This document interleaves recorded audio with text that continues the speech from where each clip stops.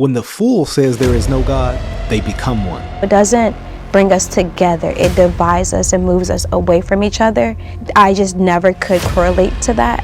I've been a former Christian for about 7 years now, and I just feel like I am God, because if you look up what I am means, or God, it means I am means God. But let's talk about it here on All Things Theology. Cue my theme music. All things theology, all things theology. We chop it up properly, without an apology. Gotta give doxology to God, hallowed be, cause this is how we do it at All Things Theology. Yo, grace and peace. Welcome back to another episode of All Things Theology, where this is your host, K-Dub. And as you can see, I am joined by Miss Titus 2. Miss Titus 2, how you doing? Thank you for joining me.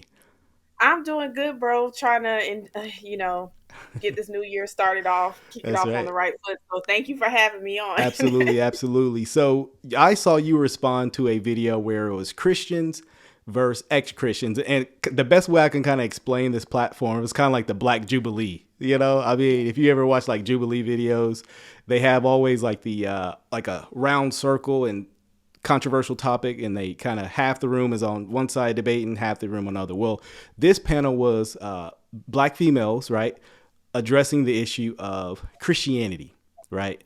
And so I want to just jump right into it, right? Let's get into our first clip and let's talk about it. We'll give some commentary as we go away. Christianity is the only true religion.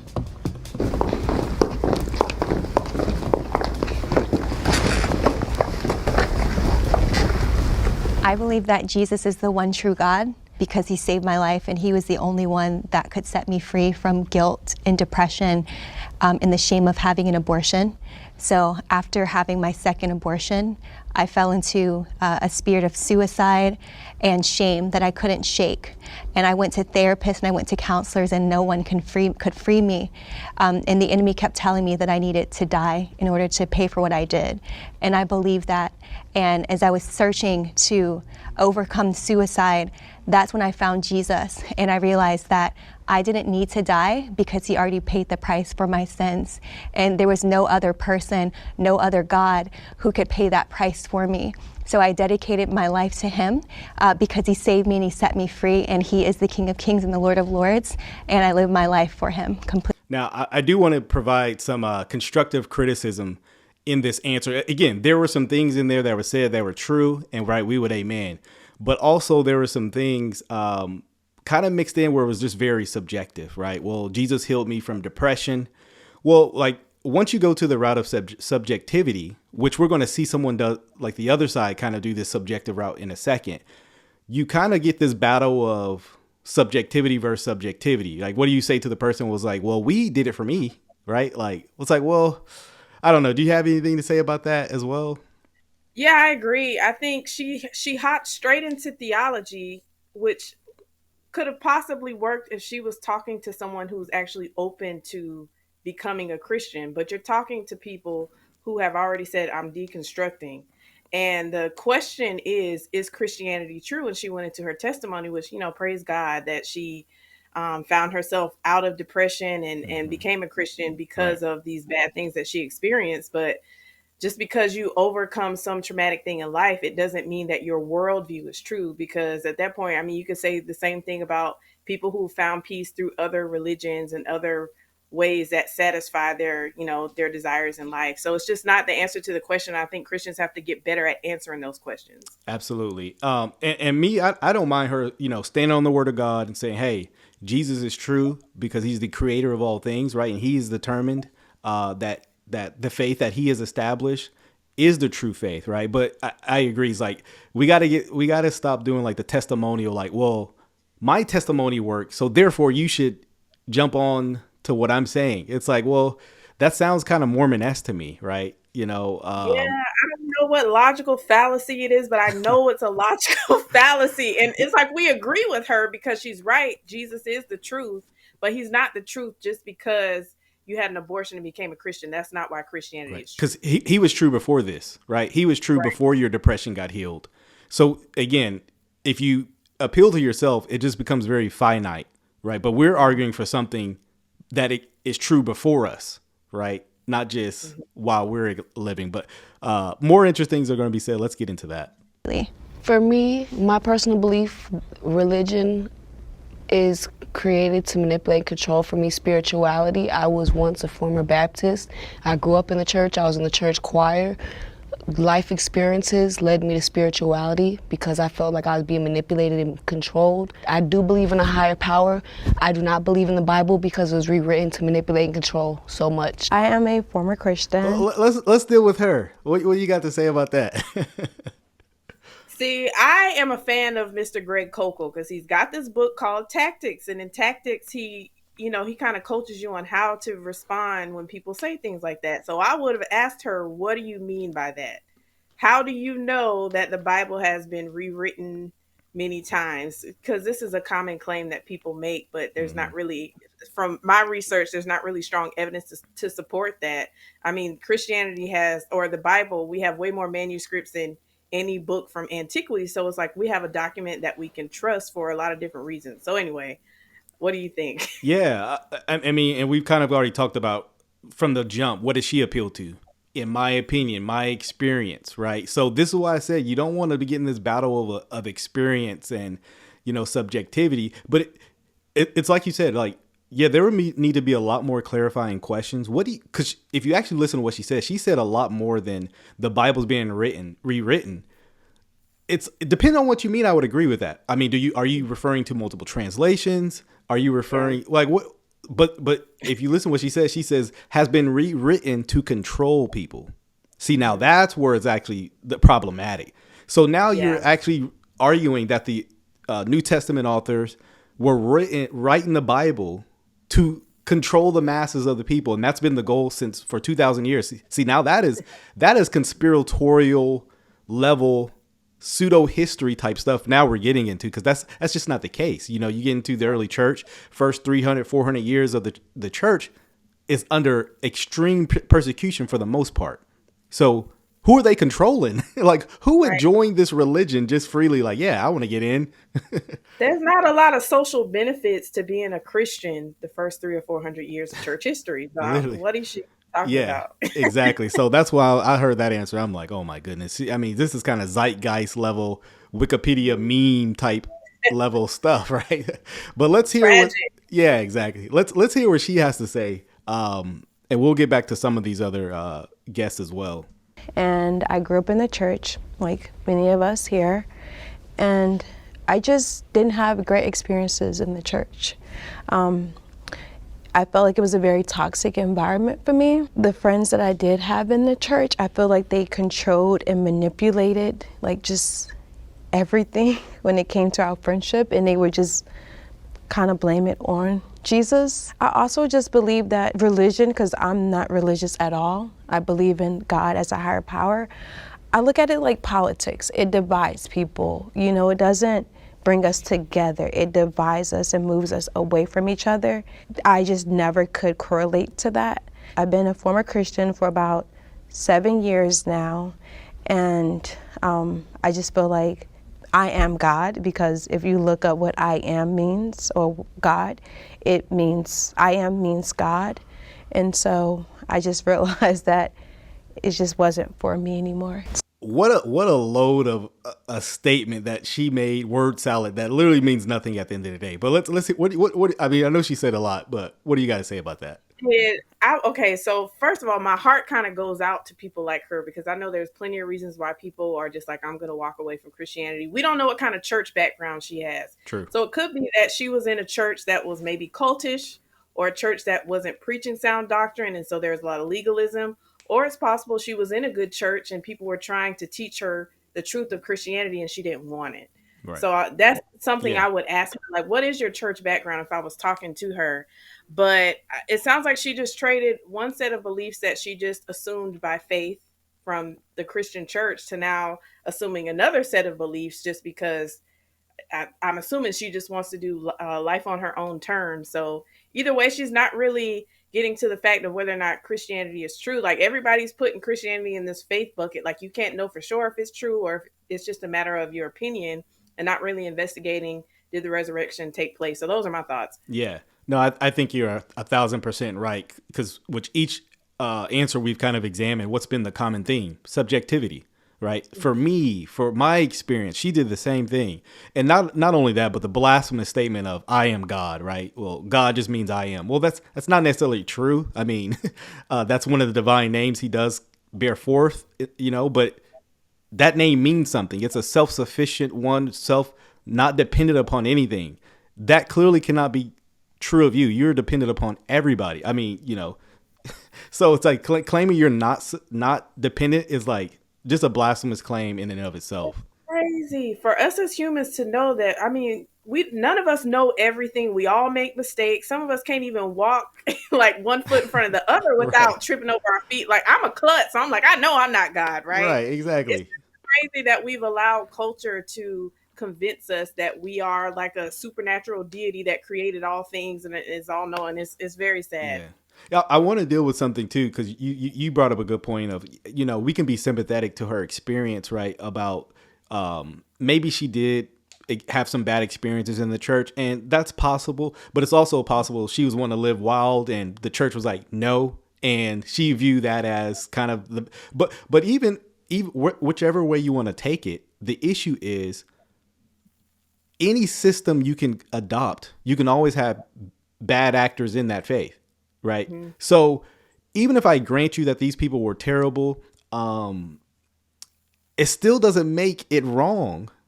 The system you've adopted wrong just because these people were hypocritical. Because I'm sure you could ask her about people in her faith system now that have done her wrong, but has she abandoned it?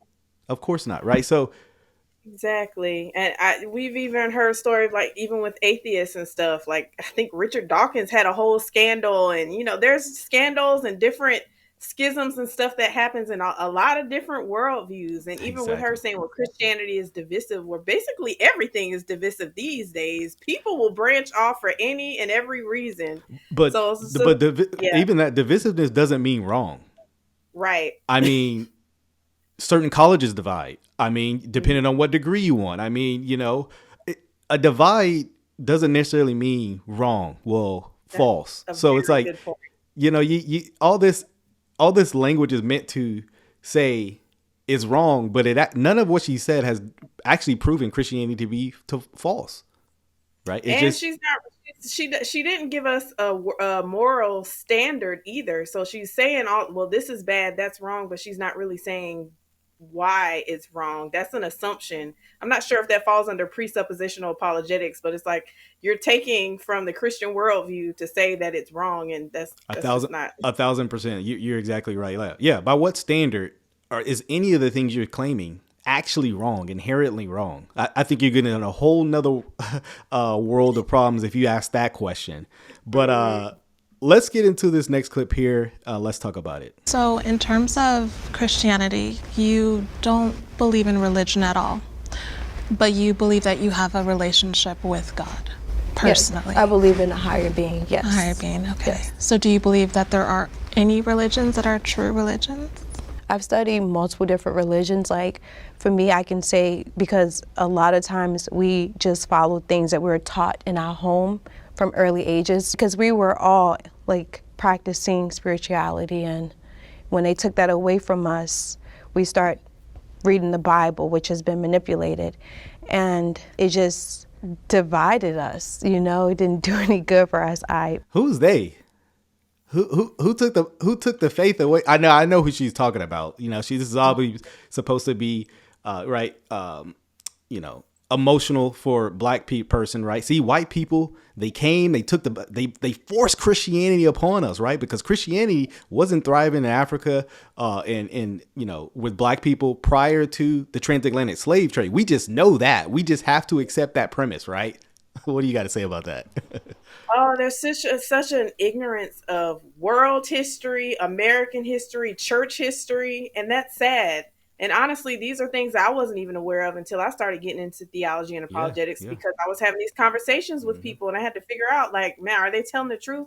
But I mean, you're spot on. If Christianity has been practiced in Africa since the 1st century, why are we erasing or just ignoring all of that church history and starting at the transatlantic slave trade? But 1,000%. But even like, let's do presuppositional. Let's grant her the argument for a second to see if it actually holds weight.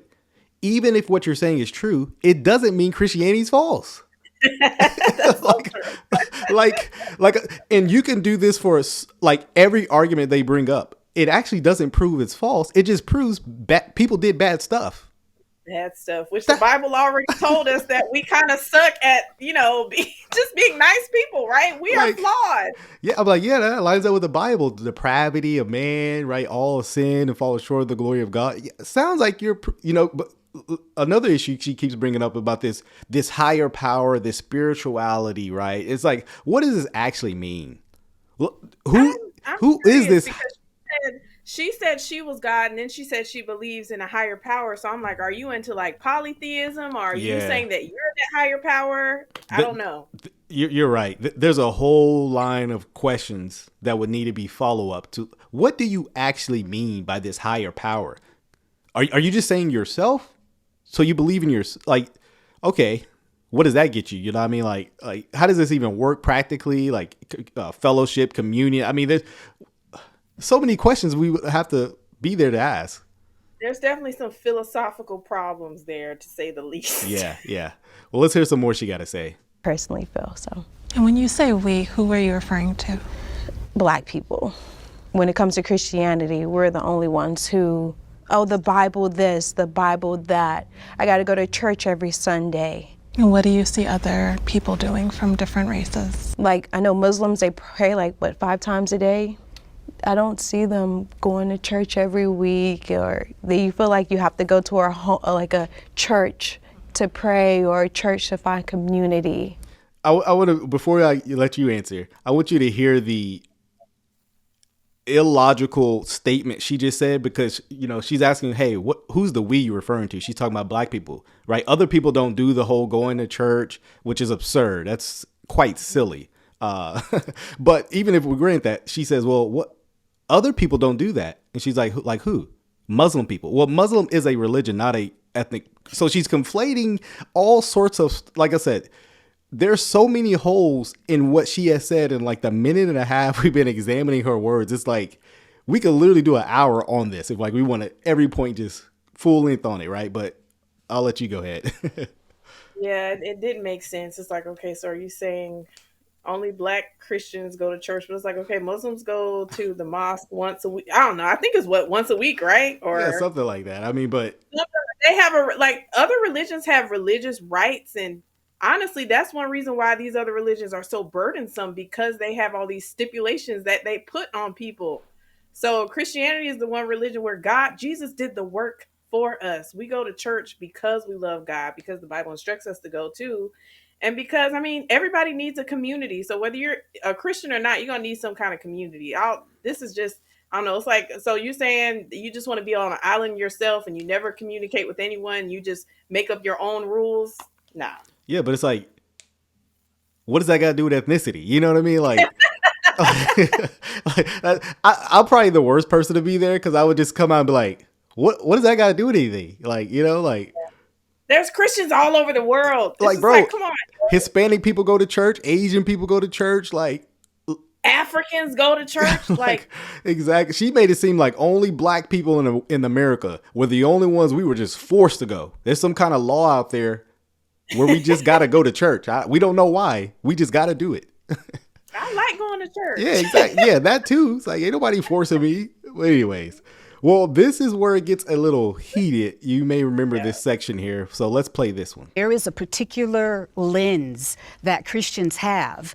We're living it. Christians put a felon, a rapist, a misogynist, you name it, he's in office because of the Christian right.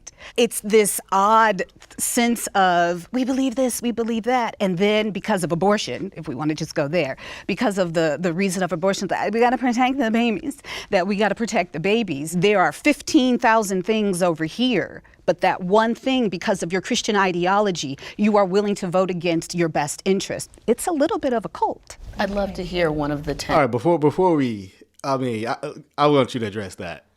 That was an interesting one. Yeah, so that side of the panel is, they keep talking about all the harm that's been done to African Americans. Okay.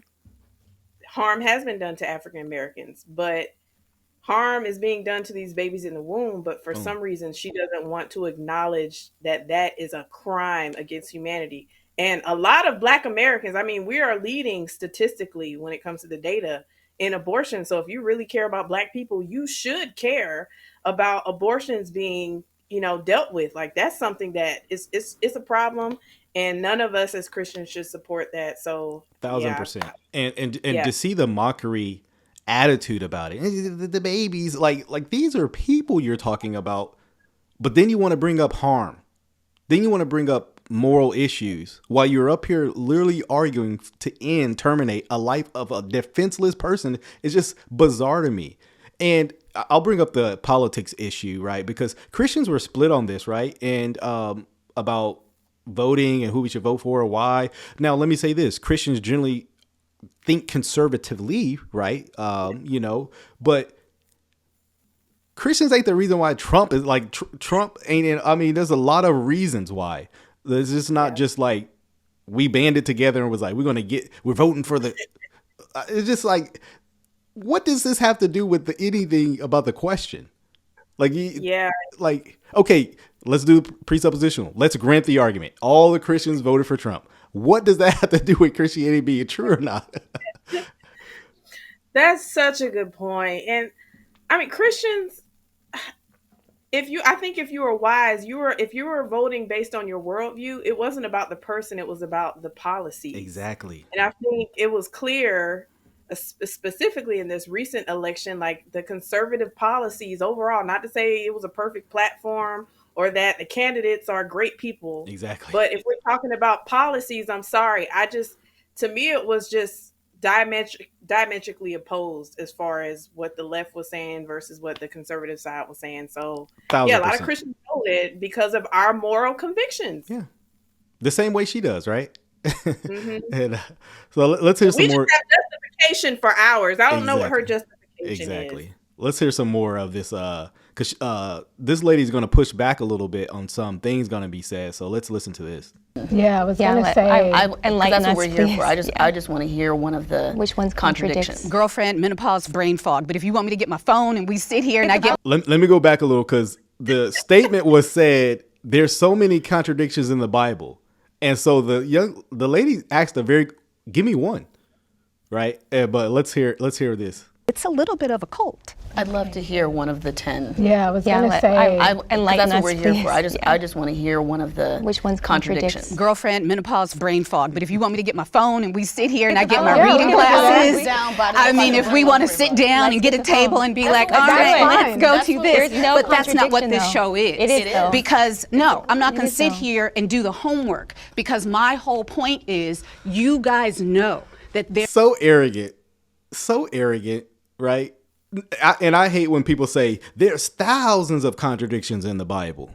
Well, give me one, because you got 1,000 in mind. Surely it'd be easy to just give me one. Well, I'm not going to do the homework for you, right? I mean, what do you think about that? That was such a dodge. It was such a dodge. Again, if this was a conversation on the side of the street, I would probably give a little bit more grace. But you knew you was coming to this panel discussion and you had all the smoke for the Christians. At least you could have defended your position with some tangible evidence, and you provided none, but you wanted to make yourself like the high ground, the moral high ground, and try to, just disrespect these women for having a different view than you, but you haven't proven your view to be true. Yeah. And this is where I say kudos to these ladies for pressing the issue and standing strong. Because they didn't back down on this point. So again, I gotta give respect where respect, but just notice the arrogance. I'm not going to do the homework for you, as if like you're the teacher and I'm the student. Like, she's already placed herself, in a position of authority. I'm not doing the homework for you. I mean, that's assuming I'm ignorant and unstudied on the alleged contradictions you're going to bring up. It assumes her point, but she got some more to say. Let's hear her, because she was the firecracker of them all. Are falsities in the Bible. Show us. We're not going to do that. The thing is, if you know that there are things that are not true, because we know that everything in the Bible is not 100% correct and or accurate. And you cannot sit here and say that that's not true. You're like, okay, yeah, there's a couple of things where we're like, all right, we know that to be true.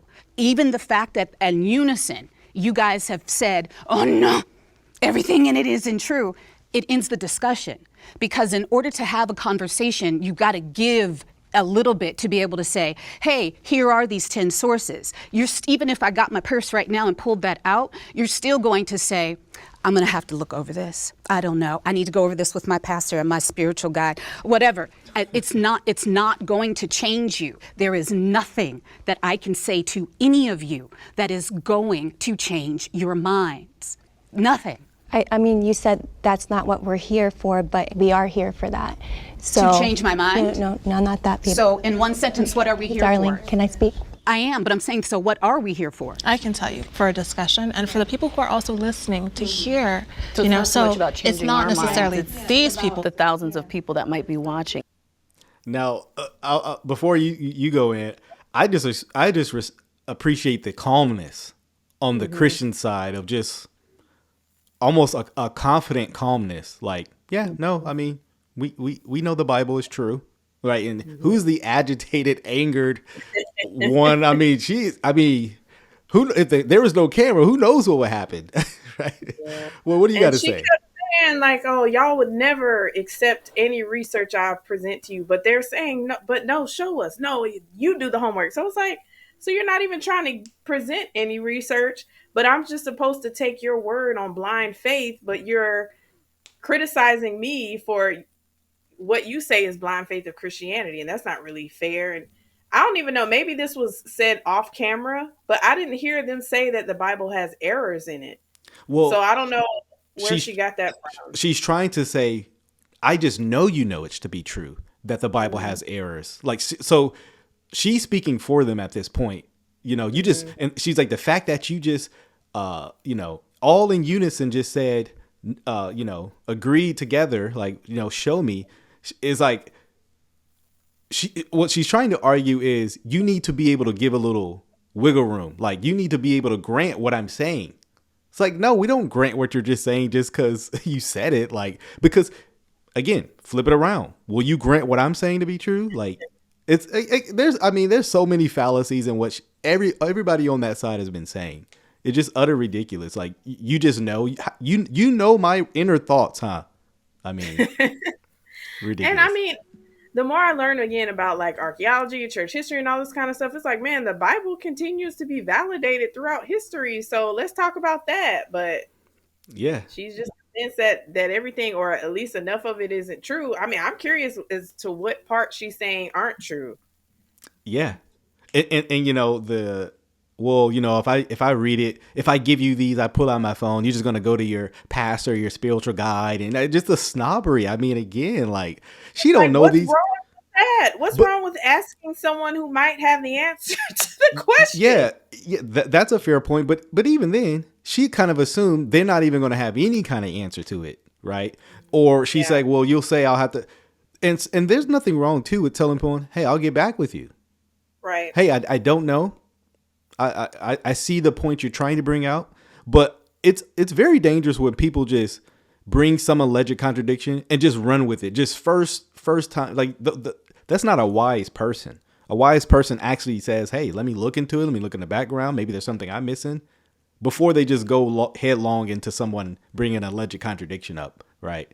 A lot of presupposing and assumptions going on here. It's not really a fruitful dialogue because she's just basically calling them or insinuating that they aren't smart or that they're irrational, and we're just supposed to assume that she's right. That's really what she is saying. I mean, all right, let's just go to our next clip here. I would just like to add facts that can be looked up if anybody would like to look it up. Jesus of Lubeck was one of the first slave ships in the 1500s.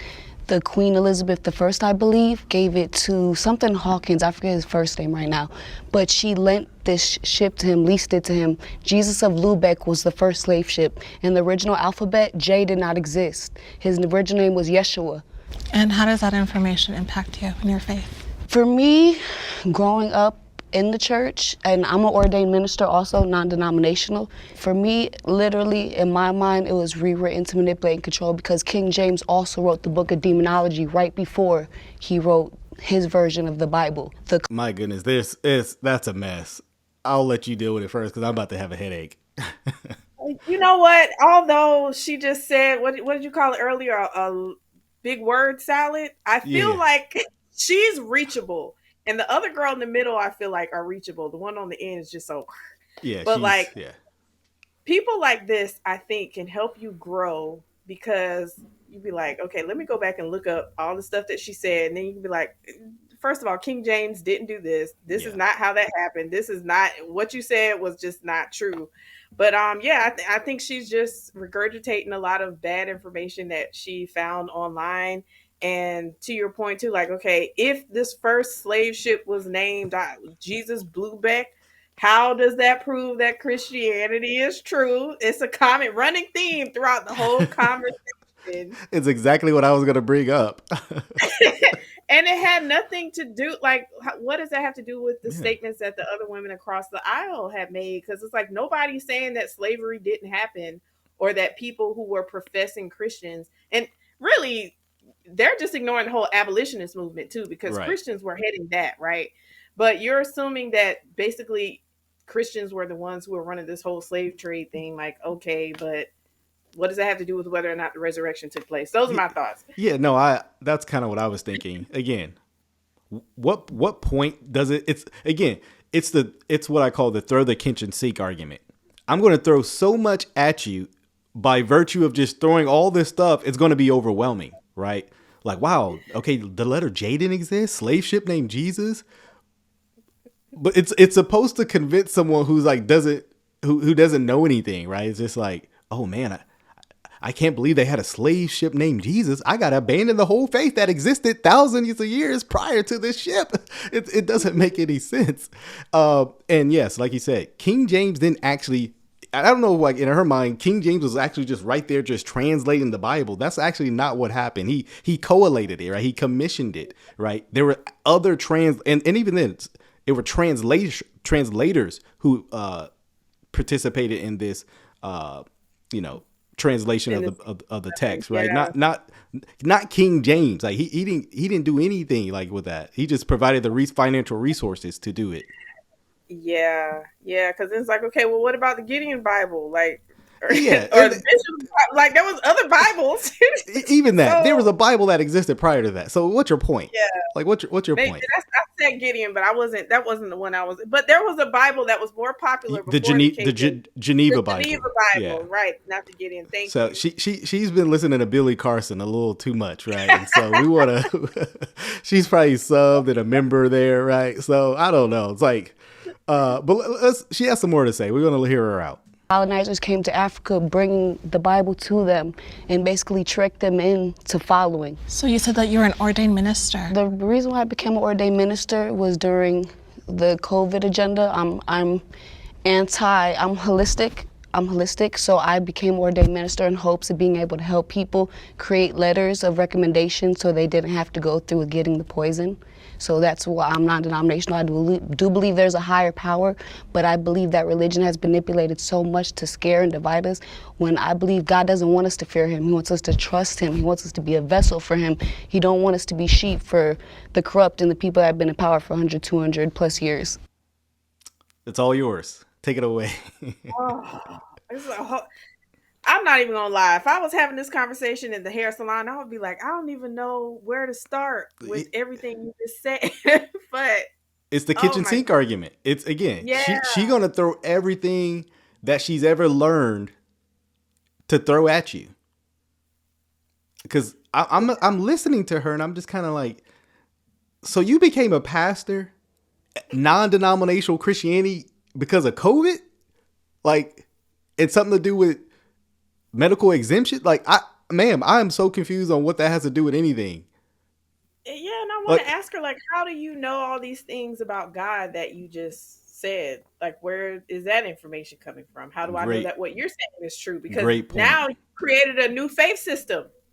She really has. She really has, right? Because she's discarded the Bible, right? Because we all know the Bible was written to control and manipulate the masses of the people, right? We just got to, Ms. Titus, you have to just believe that. You just have to settle that. Have any of them provided any historical evidence for any of the claims they make? They've just made assertions. And one of the things I want the listeners to understand is don't be afraid of just when people just go around all these assertions, because a lot of times it's revisionist history. It's irrelevant, red herrings, just okay, next. Like this, it's just nonsense, right? Yeah, and if you pick their brain and just ask them, like, where are you getting this from? Why do you believe this? Why should I believe it? And let them defend their own position. I think that can highlight a lot. It'll show you, like, really how much have they studied this out for themselves. Because when I was believing a lot of weird, like, pseudo type history, and I was a Christian, like I was a Christian, but I believed some weird stuff. But it took someone just asking me simple questions out, and I realized I really have no idea what I'm talking about. So if you can help people understand or recognize how much they are maybe ignorant in this thing that they think they're an expert in, that can really help usher in some really good conversation. Excellent point. Let's see this next clip here. So how did that shape you as a woman?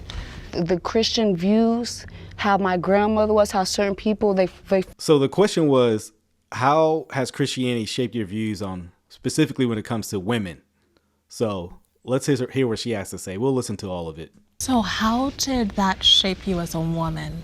The Christian views, how my grandmother was, how certain people, they forced themselves to fit in that box. People getting casted away for their family just because they like the same sex or something like that. But then again, they'll still be cool with the pastors who are sleep with the whole congregation, molesting boys. It's like the hypocrisy. So for me, that helped shape me into a woman that wants to be more open-minded, be more understanding, and be more present for my kids, opposed to just going off what scripture says. What do you got to say to that? There is a lot of hypocrisy in a lot of churches, and it's sad because when there are good pastors and good churches that are doing the right thing, a lot of times they don't get the credit, just for being what we're supposed to be, is salt and light in the church. Right. Sadly, a lot of the worst examples are the ones that are popular. And there are a lot of people who get hurt by these types of, pastors who really aren't taking their faith seriously, or they're being spiritually abusive, or, some kind of scandal. I mean, 2024 has been chock full of church scandals. I saw your video the other day about a certain prophet, but anyway, that's another whole conversation. But again, like, just because those things happen, it doesn't mean that Christianity isn't true. And you hear her talking about the LGBT thing, and the sexual ethics seems to really be a hindrance from people being able to accept that Christianity is true. So I think for a lot of people, it's not really about, the cross and salvation and all that. It's like, why can't I live my life and do sex the way I want to do it? Yep. And I also understand too that some people have, like, maybe it's not them, maybe it's my son, my daughter, my friend who is in the LGBT community, and I love them. So if I love them, that means that I can't be a Christian. That's where we are today. It's sad. No, I totally agree. And she almost expresses this, for women, Christianity will keep you enslaved. Like, it's bondage to you almost, where, you go historically, Christianity was liberating in a time where women were actually oppressed. Like, you not being able to sleep with who you want to is not oppression, right? I mean, you have no self-control. That's not oppression.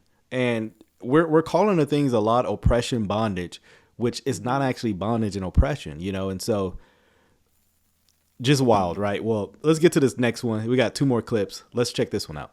I wanted to add to what you're saying. To me, it's about vibration. The original Bible, like, you can look it up yourself. The original Bible didn't talk about going to heaven or hell. In my opinion, you can create heaven or hell on earth. Of course, there's going to be certain circumstances that come towards you to put you closer or further away on your journey, but it's about how your vibration. The higher you vibrate, you create heaven, which is head.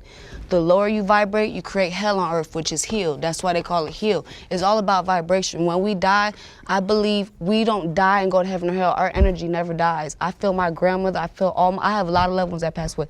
I feel their energy with me all the time, to the point where I get chilled. I really believe our energy transcends into a different form.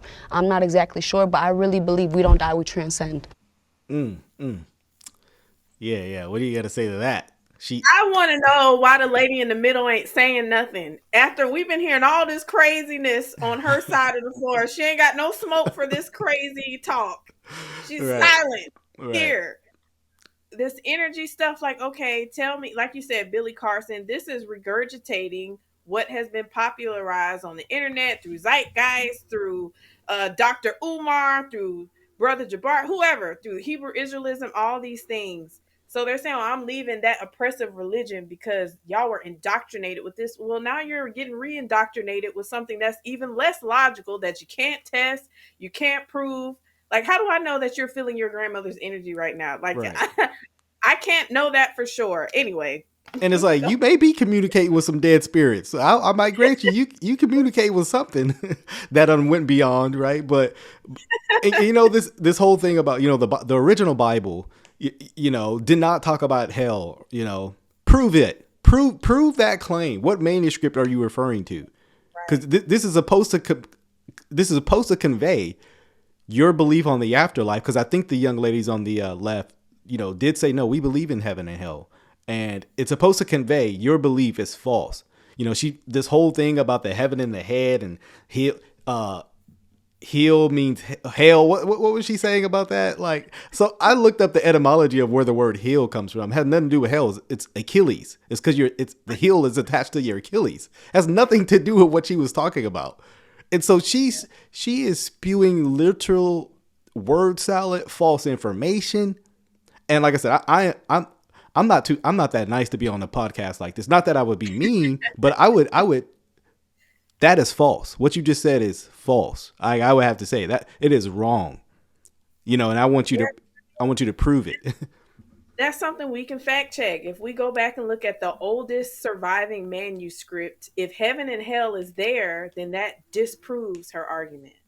Exactly. So you yeah. should not find this very early belief in Hades, right? Hell, right? It should not be there according to her, but that's false. And the Bible don't talk nothing about vibrations, but she's spewing that out like, okay. All right. Yeah. All right. We got one more clip here. Let's listen to this. I would say God is your higher self. And what you were speaking about before, vibrations. So you have chakras. Most Christians believe that that's witchcraft. What we've been programmed to believe, because we're all stuck in this matrix. No one sits down to really take time to learn, why is this for me? Why am I studying this?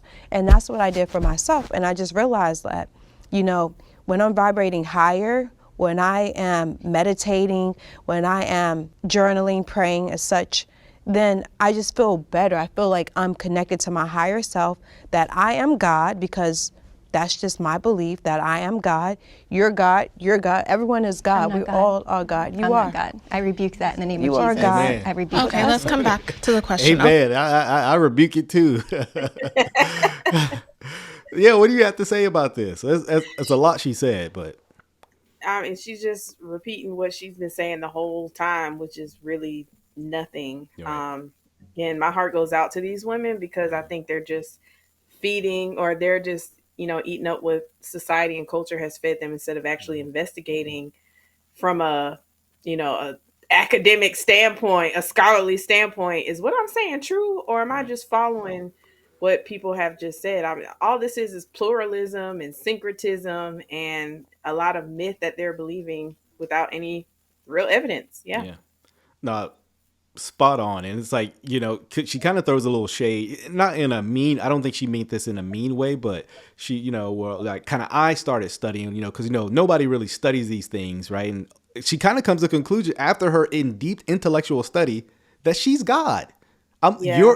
Your deep intellectual study led you to the realization you're the higher power, that it's just insane, right? And so you titled your video something that I thought was excellent as I was just kind of watching a little bit of it. Just, this is a great reason why women need to study apologetics, right? Mm-hmm. And look, I know it's very in common women's circles, right? It's sourdough and we want to just get our devotional on, right? Just one verse and look, nothing wrong with devotions, nothing wrong with making your sourdough, right? But you should be equipping yourself to engage with conversations, because these conversations can happen at the local salon, right? At the local Costco, right? It can happen anywhere. And what does the Bible say? Be ready to give an answer for the hope that lies within us, right? But do it with gentleness and reverence, right? Because we don't want to bring our Lord shame. Not that, you know, we have to have every answer, right? We don't need to have to feel like know-it-alls, but as much as it can, try to know. I remember when I was going out on college campuses being challenged, and man, that's where I really kind of got my apologetic fervor and love. And hey, I would get challenged with stuff I've never heard. I'd be like, I'll look into that. Next week I come back ready, like looking for that person, like, oh yeah, I'm ready for this, right? And so, hey, if you get challenged and you don't know, that's not a time to wallow in shame. Let it be a time of study, right? You have anything to add to that?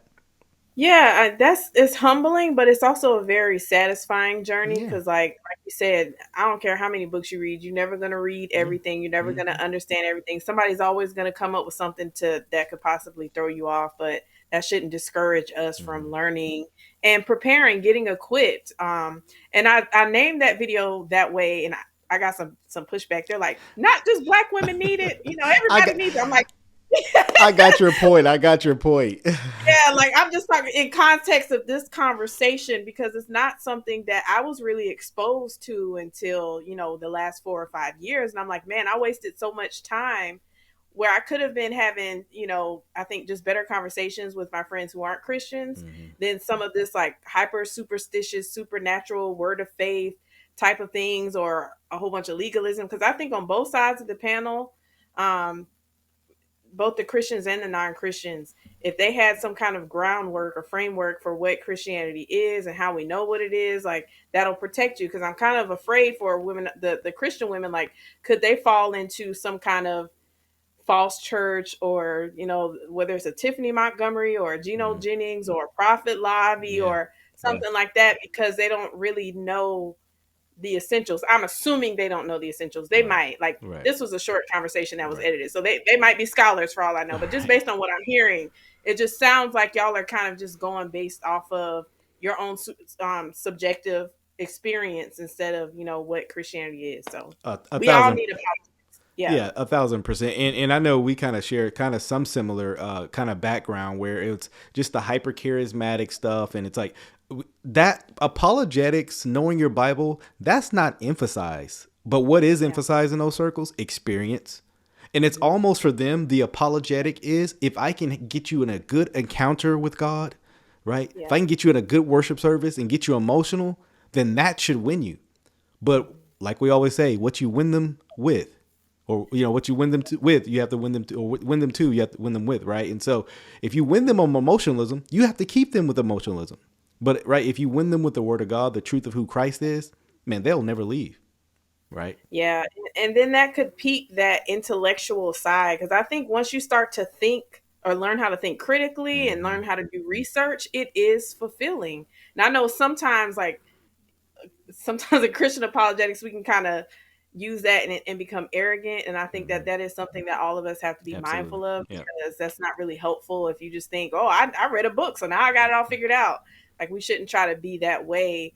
But I do think, God is glorified when we love him with our minds. Amen. And women can do that. So, I hope that this conversation kind of sparks that. Yeah, and one more thing. And I want to see in 2025 more Christian, solid women content creators. Because we need that. You go on YouTube, it's filled with trash, as you know, with women, Christian women, just spewing nonsense.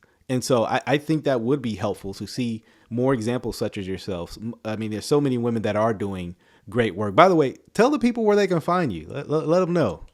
Sure. Yeah. So my YouTube channel is Miss Titus Jones. Titus is Tytus, Miss Titus Jones. And I'm on Instagram and TikTok for as long as it's going to be around. That's right. Well, I appreciate you for joining me. Oh, grace and peace. Thank you for watching another episode of All Things Theology. If you enjoyed what you heard today, go on and give me a like. Subscribe to the channel. Hit that notification bell. I promise to give you weekly lives, videos, interactions, exposing false teachers, sharing with you, the viewer, my theological beliefs, things about the culture, and the Bible. So if you're here for that, come on and join us. Also, if you would like to support this channel financially, you can do so by becoming a Patreon member or a YouTube member. Links are in the description below.